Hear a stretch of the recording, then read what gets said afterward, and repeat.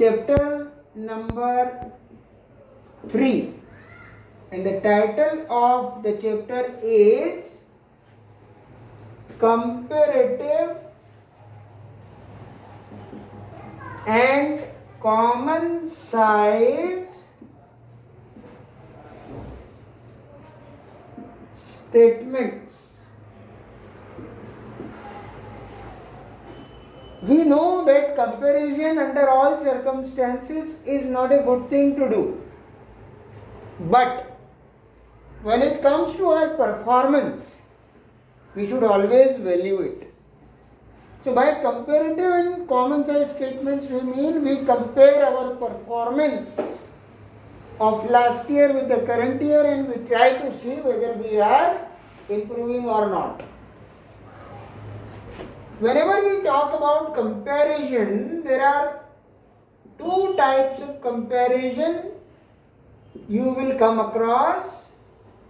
One is known as the intra-firm comparison and the other one is inter-firm comparison.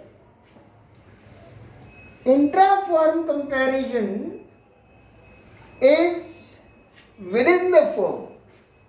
That is, my own business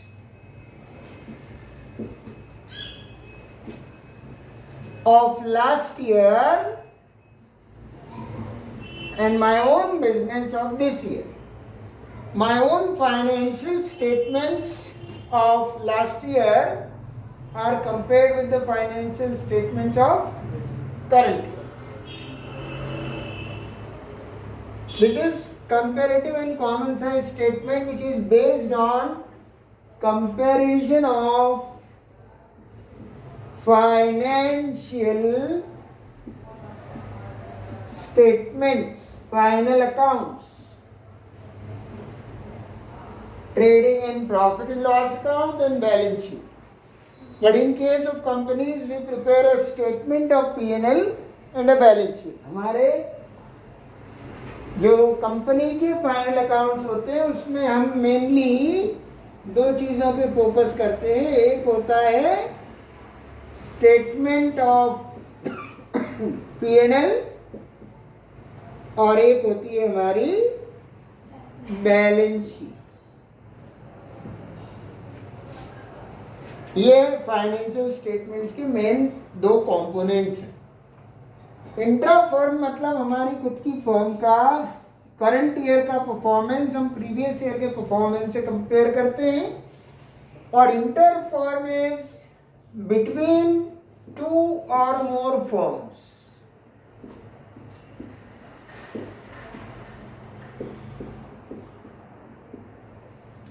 Like if Infosys compares its statements with Wipro, it will be inter-firm comparison. But if Infosys compares its financial statements of 2019-20 with 2020-21, it will be called intra-firm. Inter-firm comparison is not in our syllabus. This is just the theory you need to read and that's it. What is inter-firm, how it is calculated, why it is calculated, and numericals of intra-firm are there in our syllabus. So we need to work upon it. Next is the preparation. If you know your chapter number 1, that is the format of balance sheet and format of statement of P&L well, there is no reason you will not understand this. कोई कारण ही नहीं है कि आपको ये समझ ना आए. कंपेरेटिव का फॉर्मेट ऐसा होता है, जैसे देखिए हम बनाएंगे एक तो सबसे पहले स्टेटमेंट ऑफ P&L के दो टाइप होंगे. कंपैरिजन के स्टेटमेंट ऑफ P&L में दो होंगे. एक होगा कंपैरेटिव स्टेटमेंट ऑफ पीएनएल और एक होगा common size statement of PNL, comparative and common size. ये दो हमारे स्टेटमेंट ऑफ पीएनएल होने वाले हैं। इसका फॉर्मेट ऐसा बनेगा, मैं लिखूंगा यहां पर comparative statement of profit and loss. इसमें एक कॉलम रहेगा पर्टिकुलर्स का, एक रहेगा नोट नंबर जिसकी कोई जरूरत नहीं है, फालतू टाइम पास कॉलम है वो। कंपैरेटिव के एंगल से, प्रिपरेशन के हिसाब से इंपॉर्टेंट है, जब कंपेयर कर रहे हैं तो इसका कोई खास काम हमको नहीं है। अमाउंट के आएंगे 4 column, there will be 4 amount column. हाँ जी, amount, amount, amount previous year, amount current year. और यहां पर आएगा absolute change, that is changes in rupees. और फिर यहां पर आएगा change in percentage. How many columns? A column of particular, a note number and 4 amount column.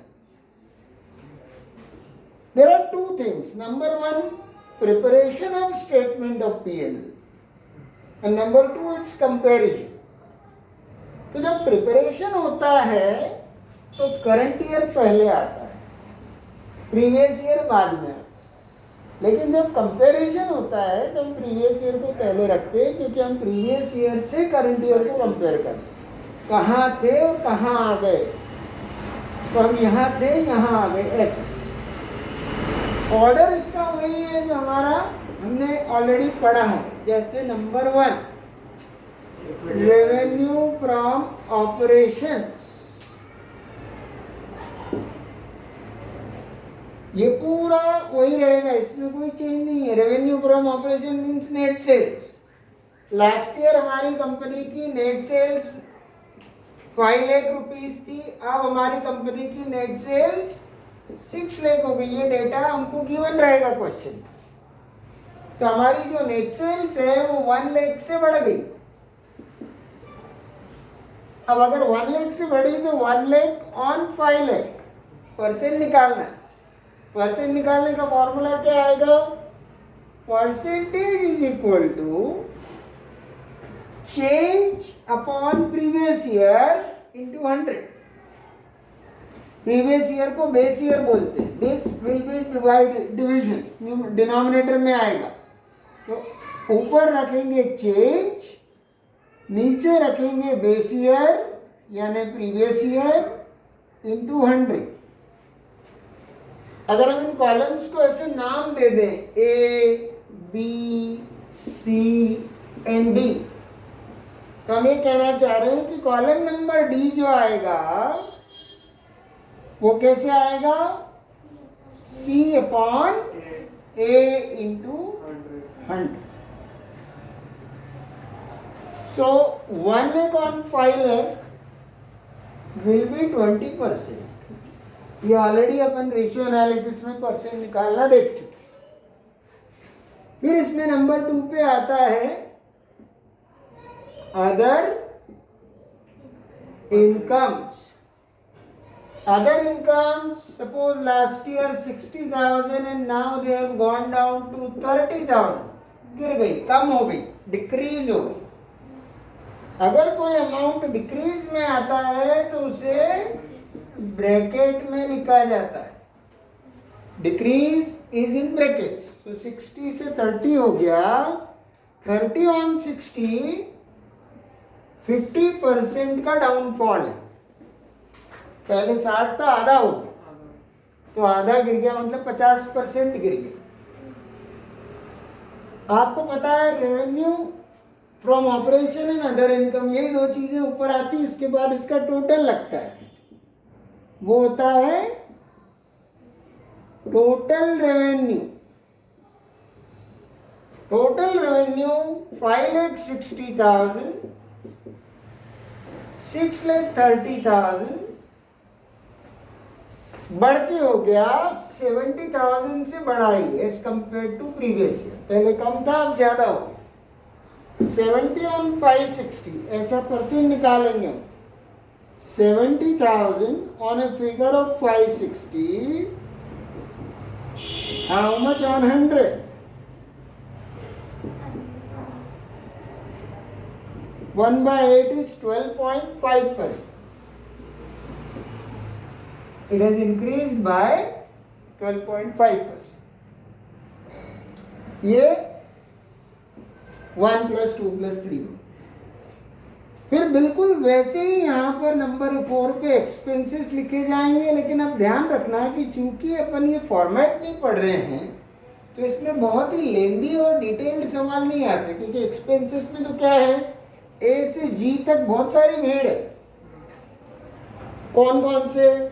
Cost of material consume, purchase of stock in trade, change in inventory of work in progress, finished goods in stock in trade, employ benefit expenses, फिर finance cost, depreciation and amortisation, other expense. तो इतनी लंबी भीड़ नहीं देते क्योंकि उनको पता है बच्चे को हर एक में कैलकुलेशन करने में प्रॉब्लम आएगा। अभी सवाल अपन करेंगे बुक से तो आपको इजी लगेगा। तो एक्सपेंसेस में मैं कुछ 2-3 एग्जाम्पल ले लेता हूँ। जैसे मान लीजिए मैंने दिया आपको cost of material consume, right. मैंने आपको कहा कॉस्ट ऑफ मटेरियल कंज्यूम था 3 लाख, अब हो गया 3,20,000। फिर मैंने आपको कहा employ benefit expenses,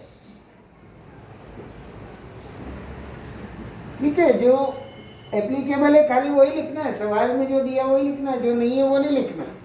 employ benefit expenses 30,000 से 50,000 हो गए। फिर आपको दिया गया है फाइनेंस कॉस्ट डैश 30,000, और फिर लास्ट आपको दिया उन्होंने अदर एक्सपेंसेस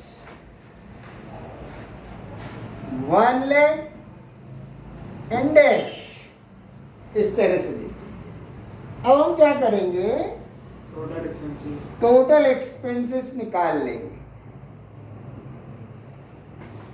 ये हो गया 4,30,000 और ये हो गया एग्जैक्टली 4 लाख। और फिर इंडिविजुअल परसेंट निकालेंगे।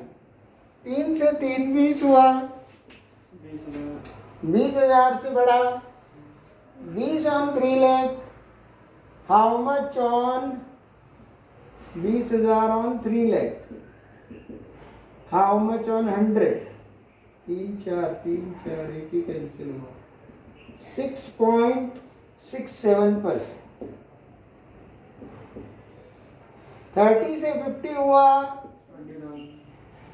तो 20 से इंक्रीज हुआ, 20 on 30 is 150%। डेढ़ से 30 हुआ तो पूरा 30,000 से बढ़ गया। तो ये 100% तो नहीं बोल सकते, पर इसको मेरे ख्याल से ये ऐसा आएगा, इन्फिनिटी वर्ड सुना होगा आपने, कुछ इनफाइनाइट, ऐसा कुछ लगेगा। 1 लाख से 0 हो गया तो पूरा 1 लाख खत्म हो गया, 100% डिक्लाइन है, डाउनफॉल है। तो ये ब्रैकेट में है। ये 30,000 कम हुआ, 30,000 ब्रैकेट में आएगा, और 30 on 430, 30,000 on 4,30,000 into 100, 3 3 1 1, चलो भाई। 14 लगभग 7.5 कुछ परसेंट इधर है। ये भी ब्रैकेट में आएगा क्योंकि डिक्रीज मैंने अप्रॉक्स निकाला रफ में ना। तो देखिएगा अब 3 माइनस 4 करते हैं तो आता है 5 और वो 5 होता है profit before tax. Profit before tax 560 minus 430 1,30,000, 630 minus 4 lakh, 2,30,000. It has gone up by 1 lakh. 1 on 130, 130% ही हो गया है ना? नहीं, 1 lakh on 130. How much on 100? 1000 divided by 13, 7 का 91, 9, 77% अप्रॉक्स कुछ आए। फिर नंबर 6 पे आता है taxes less income tax. Income tax का जनरली परसेंट देते हैं। मान लीजिए बोला 10% टैक्स लग रहा है तो ये टैक्सेबल इनकम कहलाती है। इसका 10% आएगा 13,000, इसका 10% आएगा 23,000। ये 10,000 से बढ़ गया, क्योंकि दोनों का परसेंट 10 है, कॉमन है, तो परसेंट ये वाला आएगा 77%। प्रोपोर्शनल चेंज है। और लास्ट में आएगा प्रॉफिट आफ्टर टैक्स। इसी क्वेश्चन को हम कॉमन साइज में कन्वर्ट कर सकते हैं। उसका मतलब समझ लीजिए पहले क्या है। Common size statement of P&L। Common size statement of P&L का मतलब है we are not interested in change from one year to other year. What we are interested in, इसके आखिरी के 2 कॉलम बदलेंगे बेटा, है ना। इसके पीछे लॉजिक क्या है वो आपको मैं बताता हूँ। इसमें अमाउंट के जो आखिरी के 2 कॉलम हैं इनके नाम बदल जाएंगे। हाँ, ये हो जाएगा percentage of revenue from operation previous year and percentage of revenue from operation current, because we know क्या मान भी। इसका मतलब ये है कि हमें पता है कि रेवेन्यू फ्रॉम ऑपरेशन हमारा मेन रेवेन्यू है, principal revenue. Maximum profit, maximum revenue हमारा सेल्स से आता है और सेल्स के दम पे ही हम इतना इतराते हैं। तो हमारे जो भी खर्चे हैं वो सब सेल्स में से निकलते हैं। अगर सेल्स कमजोर पड़ा, राइट, जैसे T20 मैचेस में भी या क्रिकेट मैचेस में आपने देखा होगा बेटा कि अगर कोई एक खिलाड़ी है जो बहुत अच्छे रन बना रहा है तो पूरी टीम धीरे धीरे उस पर डिपेंड होने लग जाती है। और अगर किसी क्रूशल मैच में वो जल्दी आउट हो गया तो पीछे पीछे सब जल्दी जल्दी आउट होके चले जाते हैं। आपने कितना नोटिस किया हमें पिछले 2-3 सीरीज में। तो सेल्स हमारा हीरो है, सेल के बल पे ही हमारे ये सारे खर्चे चलते हैं। तो हम क्या करते हैं, हम बोलते हैं कि सेल्स को मान लेते हैं हम 100%,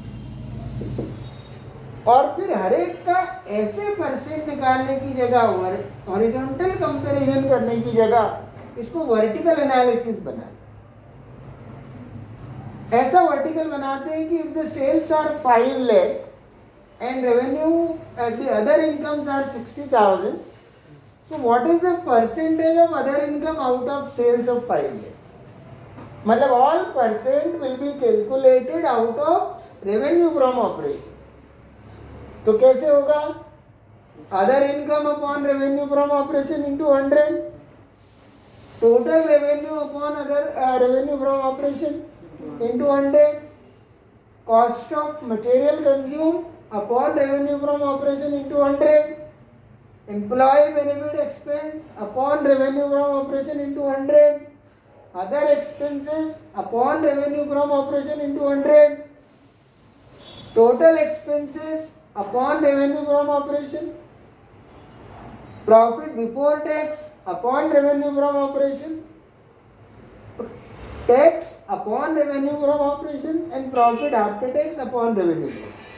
यानी फॉर्मूले में क्या हो गया, परसेंट निकालने के फॉर्मूले में नीचे क्या आ गया, revenue from operation being the superstar, all calculations are done out of that. This is we are taking as a common base. तो हमने कॉमन बेस लिया इसलिए कॉमन साइज हो गया, सब चीज़ों को हमने कॉमन कर दिया कि अगर हमारा रेवेन्यू 5 लाख आया और अदर एक्सपेंस अदर इनकम हमारी 60,000 है तो वो 12% हुई, तो ये हमारा 112% हो गया। अब देखो हम ऐसे चल रहे वर्टिकल, पहले हम कैसे चल रहे थे, हॉरिजॉन्टल, हम इस तरफ जा रहे थे ऐसे, 5 से 6 हुआ, 7 से 30 हुआ, वो होता है हॉरिजॉन्टल कंपैरिजन, और हॉरिजॉन्टल कंपैरिजन को बोलते हैं कंपैरेटिव स्टेटमेंट, और इस टाइप के कंपैरिजन को बोलते हैं वर्टिकल यानी कॉमन साइज। कॉमन साइज का ऑब्जेक्टिव ये होता है कि जब हमने दोनों टाइप के सेल्स को 100% डिक्लेयर कर दिया तो अब हमें समझ में आने लगेगा क्लियरली कि कौन सा ईयर एक्चुअली अच्छा परफॉर्म कर रहा है और कौन सा कमजोर। तो देखो पहले ये वाले परसेंट में सारे निकाल, 3 लाख ऑन 5 लाख 60%, 30,000 ऑन 5 लाख 6%, ये dash 1 lakh on 5% is 20%, 430 on 5 lakh 430 divided by 5, 86%। ये देखो आप,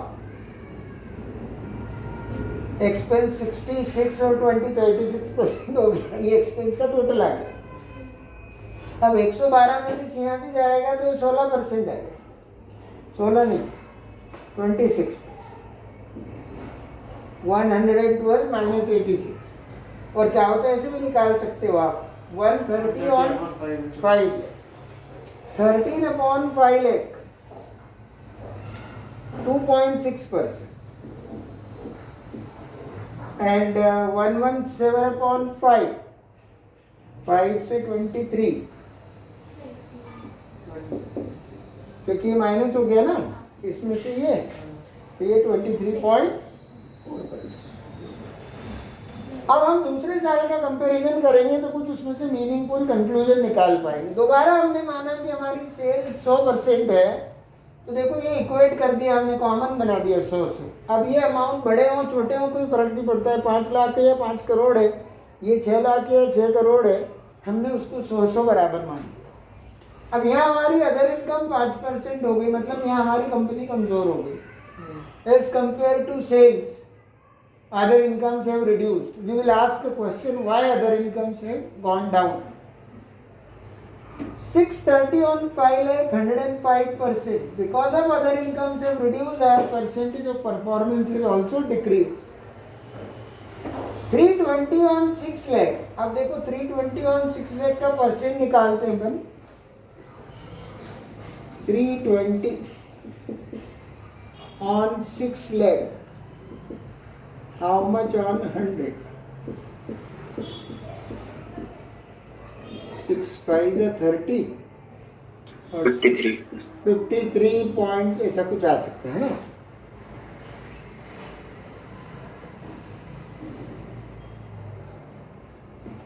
$53 आ रहा है कि बेटा एग्जैक्टली 53.3। मतलब ये है कि this year we have saved on account of cost of material consume. Last year cost ज्यादा आई, अब कम हो गई। कोई ये नहीं कह सकता कि लास्ट ईयर, तो देखो लास्ट ईयर तो उल्टा सेल्स कम थी तो कॉस्ट ज्यादा थी, इस बार सेल्स ज्यादा है तो कॉस्ट बढ़ी जरूर है, बहुत माइनर परसेंटेज से बढ़ी है, मतलब it is not increasing in a same proportion in which cells have increase, right. तो कॉस्ट बढ़ती है, सब मानते हैं, लेकिन कॉस्ट कंट्रोल्ड रहनी चाहिए। If the cost increase in a higher proportion then sales, then you will be into losses. तो ये यहाँ पर एक बहुत ही सुपर फेवरेबल सिचुएशन है कि सेल्स बढ़ा ज़्यादा अमाउंट से, ज़्यादा परसेंट से, और कॉस्ट उससे कम परसेंट से बढ़ी। यानी हमारे जो प्रिंसिपल्स ऑफ मैनेजमेंट होते हैं, ऑप्टिमम यूटिलाइजेशन ऑफ रिसोर्सेज और effective and efficient utilisation of resources, वो यहाँ वर्क कर रहा है। जैसे अभी हम पढ़ रहे हैं, लाइट बंद है, कुछ जगह पर आप देखो कि नहीं आवश्यकता है तो भी बिजली चल रही, तो खर्चा ऐसे बढ़ता है। तो कुछ सुपरवाइजर्स लगातार राउंड लेते हैं, सबको समझाते हैं बिजली का वेस्टेज ना करें, और कोई नहीं मानता तो खुद से बटन बंद करते हुए जाते रहते हैं, राइट। वो अपनी कंपनी के लिए पावर सेवर बनते हैं। एक्सपेंस बचाना है, 50,000 ऑन 6 लाख, ये कितना हो जाएगा? 8%, 8.3 आ रहा है क्या बेटा? कैसे निकाल रहे हैं अपन? 50 ऑन 6, ये 5% आ जाएगा, यहाँ है ही नहीं। तो 53 और 8 61, 61 66.6%, हाँ बैठ रहा है लगभग, 2/3 हो गया ना, ऐसे बच जाएगा। 230 ऑन 6 लाख, तो 105 माइनस 66, तो 33.4 प्लस 5, 38.4, and 230 on 6, 23, तो इसका जो था उसमें से एक कम 3.84, और इसमें से माइनस कर लो 35, 34,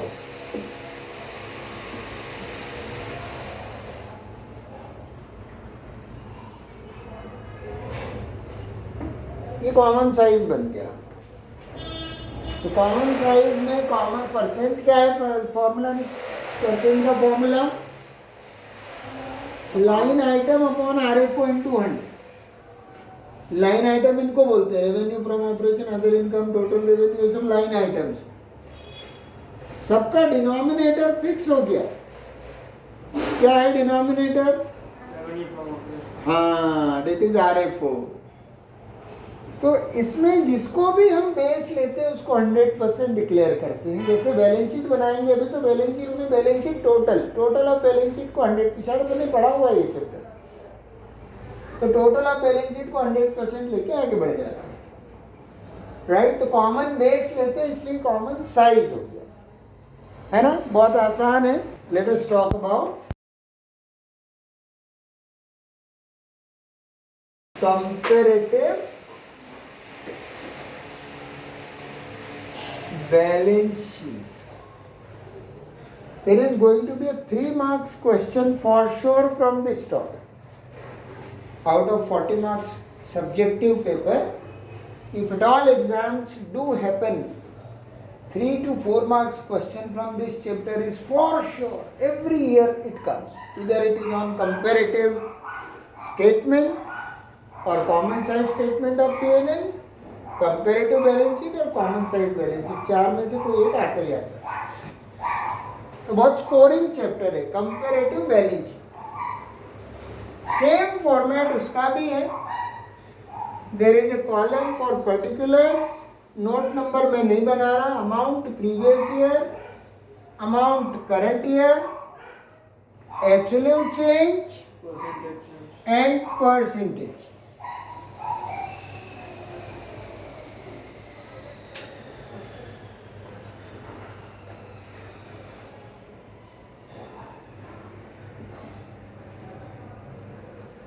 Particulars, and there are 2 columns of amount: previous year amount,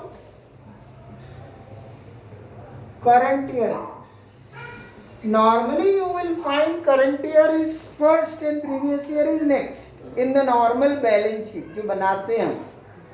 So financial statements में हमेशा करंट ईयर पहले होता है, प्रीवियस ईयर बाद में होता है, क्योंकि हमको करंट ईयर का परफॉर्मेंस एग्जिबिट करना है. प्रीवियस ईयर का तो हम लास्ट ईयर कर चुके होंगे, वो तो हम सामने वालों को एड ऑन फैसिलिटी को यहाँ देते हैं. और ये है एब्सोल्यूट चेंज और percentage change. Same amount column से, कोई इसमें चेंज नहीं है. पॉकेट लड़ रहा है. Equity and liabilities, equity and liabilities के अंदर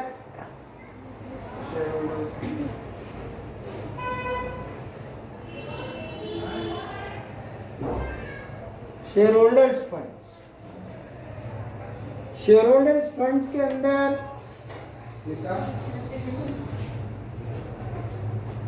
शेयर कैपिटल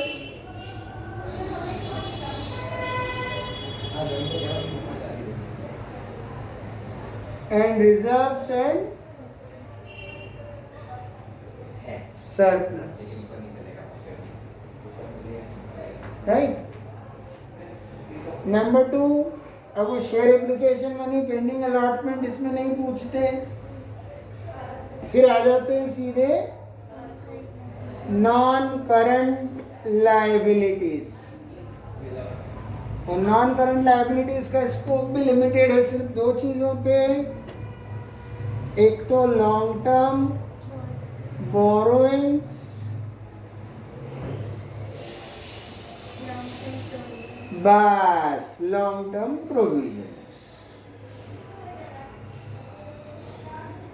मतलब इतना अच्छा है कि अगर बैलेंस शीट का फॉर्मेट हमें याद है तो हमारा ये वाला काम बहुत आसान हो जाए. और तीसरा और आखिरी हमारी करंट लायबिलिटी. करंट लायबिलिटी में भी चार चीज़ें हैं, सब वो नहीं देते हैं. जैसे एक आपको दे दिया, मान लीजिए शॉर्ट टर्म बोरोइंग,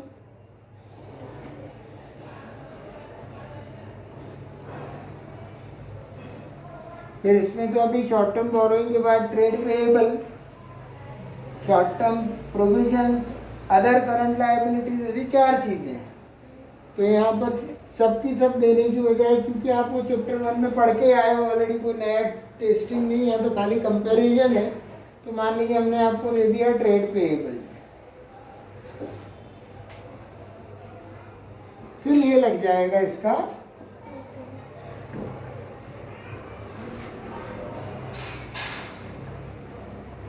और फिर नंबर 2 रोमन डल के आएगा एसेट्स. एसेट्स में आपके पास नंबर 1 आएगा नॉन करंट एसेट्स. अब नॉन करंट एसेट्स में ढेर लगा है. Non current investments, fixed tangible assets. Fixed assets आएंगे, उसमें tangible, intangible, capital work in progress, intangible work in progress, या अंडर डेवलपमेंट इंटेंजिबल, क्या बोलते हैं उसको, इंटेंजिबल एसेट अंडर डेवलपमेंट. और उसके बाद long term loans and advances and long term provision, नहीं long term provision, long term loans and advances and other non current asset. फिर आता है करंट एसेट. करंट एसेट में भी भीड़ लगी है. Current investments, inventory, trade receivables, cash and cash equivalent, right, short term loans and other current asset. तो ऐसा लंबा पूरा फॉर्मेट है. लेकिन यहाँ पर मान लीजिए मैंने आपको नॉन करंट एसेट्स में दे दिया फिक्स्ड एसेट्स बस, और दे दिया फिर करंट एसेट्स. करंट एसेट्स मैंने आपको डायरेक्टली बता दी कि कुछ अमाउंट के हैं, और फिर लग जाएगा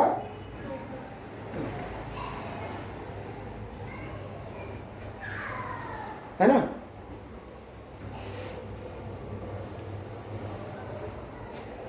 अब जब कॉमन साइज बनाएंगे तो इसको 100 डिक्लेयर करेंगे. Total of balance sheet will be 100. और बाकी फिर ऐसे ही चलेगा कि हमारी last year share capital 10 lakh थी, इस बार भी 10 लाख है, कोई नए शेयर हमने इशू नहीं किए, एब्सोल्यूट चेंज 0 है। Reserves and surplus last year हमारे पास 3 लाख था, this time it has gone down by 2 lakh 50,000, reduced by 50,000। फिर ये वैसे ही कंपैरिजन चल रहा है, ऐसे चल रहे हैं, तो ये डिक्रीज हो गया 50,000 ऑन 3 लाख 16.67% से ये नीचे गिरी। हमारी long term borrowing last year 5 lakh थी, इस साल वो बढ़ के 8 लाख हो गई है। So they have gone up by 3 lakh, almost by 60% our long term borrowings have increased. Long term provisions were not there, this year they have gone up to 1 lakh, increment of 1 lakh is seen. Short term borrowings were 3 lakh, this time they are 0, so they have reduced by 100% decrement is there. Trade payables were 8 lakh last year, 10 lakh this year. Short term credit has increased by 2 lakh, which is 25%. Then we'll put the total 13, 18, 21. मैं काम करता हूँ, इसको 9 लाख कर ले, इसलिए 30 हो जाए, मेरे को कॉमन साइज बनाने में आसान हो जाएगा, नहीं तो बहुत गंदे अमाउंट से डिवाइड करने में आपको भी परेशानी आएगी। और आप देखो सर एब्सोल्यूट भी चेंज होगा। हाँ, कॉमन साइज में आपको ये ऐसे ही फिगर देते हैं जो राउंड फिगर में आते हैं। 1 और 9 11.11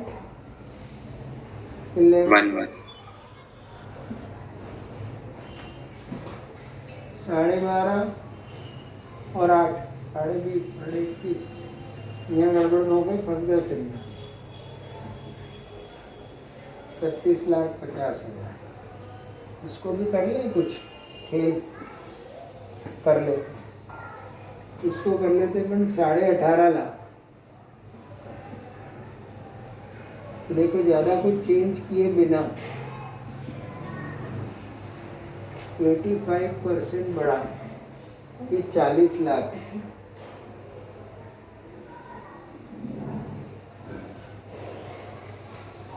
30 से 40 हो गया, it is gone up by 10 lakh, which is 33.33%. Fixed asset दे से 18 lakh last year, 25 lakh current year. अब अगर 18 लाख की फिक्स्ड है और टोटल 30 है, तो ये करंट एसेट कितने हो जाएंगे? 12 लाख। यहाँ 40 है तो यहाँ कितने हो जाएंगे?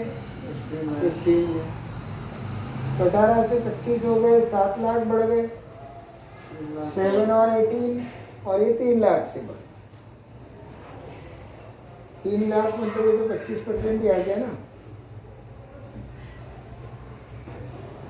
और ये 30, ये 40, ये अगर 10 लाख बढ़ा, कितना बड़ा है?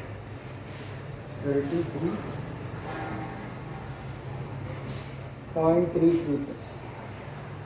इसका निकाल लेते हैं। 7 on 18, हाउ मच ऑन 100? 38-39 अच्छा, 350 डिवाइडेड बाय 9,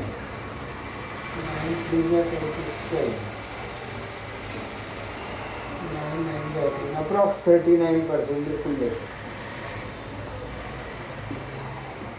तो ये तो कंपेरेटिव है। कंपेरेटिव में you have to move like this, horizontal. Common size बनाना हो इसी को, तो कितना सिंपल है, आखिरी के 2 कॉलम आप बदल दीजिए,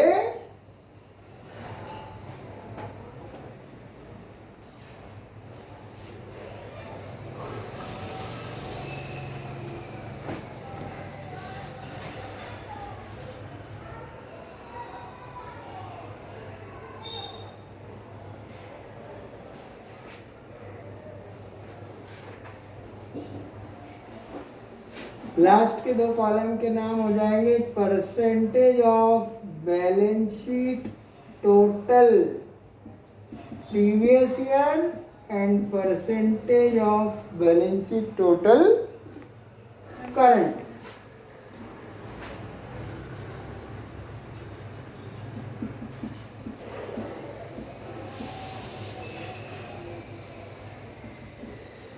And this is, we want to know that if the total of balance sheet is 100%, it means total of equity and liabilities 100%, which is made of shareholders funds, non-current liabilities and current liabilities.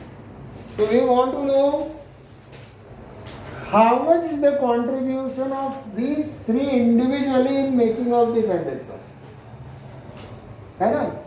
So we will do it like this. 10 lakh on 30 lakh. How much on 100? 3 lakh on 30 lakh. Share capital upon total. Reserve surplus upon total. Long term borrowing upon total. Long term provision upon total. Short term borrowing upon total and trade payable upon total.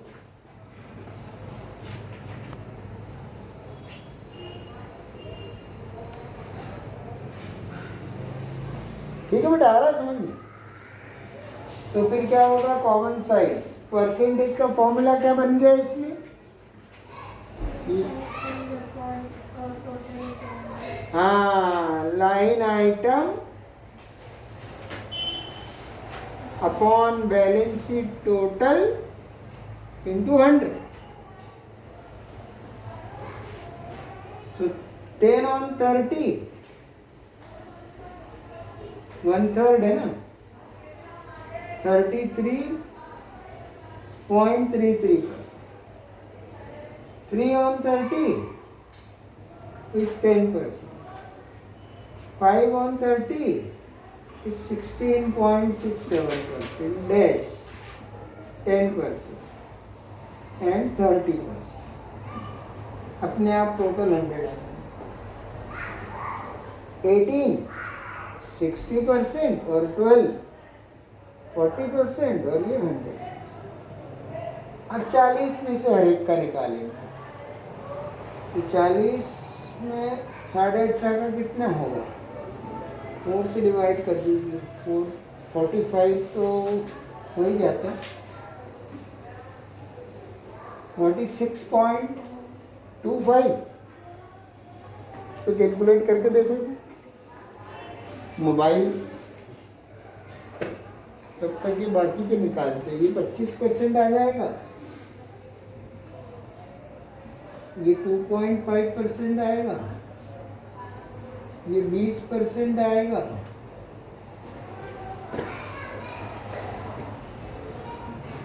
और ये एक और एक 5, ये 6.25% आएगा। ये है ही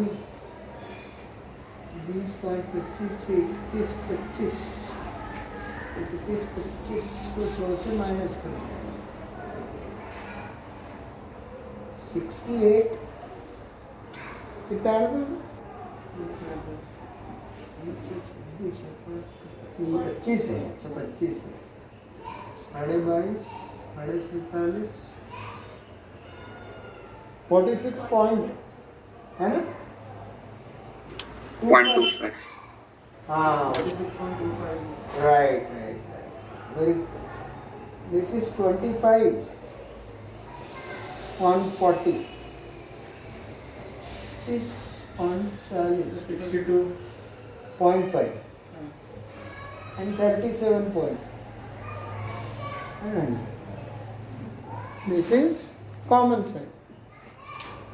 So the only 2 things have to be remembered, that in case of common size, statement of P&L RFO to be taken as 100, and in case of common size balance sheet, total of balance sheet is to be taken as 100, and the chapter ends.